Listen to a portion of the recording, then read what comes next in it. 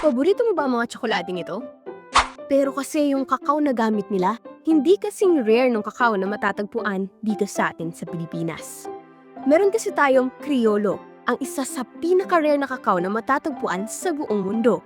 Kaya sabi ng mga eksperto, malaki talaga yung potential natin sa kakao farming, lalo na sa ating klima, lokasyon, at magandang kalidad ng lupa.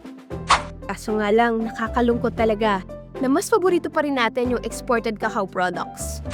Ayon sa World Integrated Trade Solutions, nananatiling mas malaki yung importation kaysa exportation ng cacao products. Bakit? Nananatili kasing mababa yung supply o yung production. Ayon pa nga sa Philippine Cacao Industry Roadmap, hindi enough yung supply natin para matugunan kahit yung local demands. Pero wait, alam mo ba kung ano ang cacao capital of the Philippines? Ito ang Davao Region. Isa sa mga brands doon ay ang Cacao de Davao.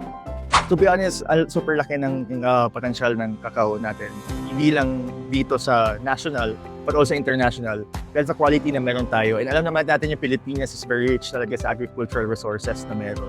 First, encourage ko lahat ng fellow Filipinos na patuloy niyong supportahan yung local na produkto natin. Kasi hindi lang ito local na produkto, kundi maraming pamilya mabibigyan ng buhay dito. We are not just from Mindanao, we are not just from Luzon or something like that. We are as one. That's why we do this.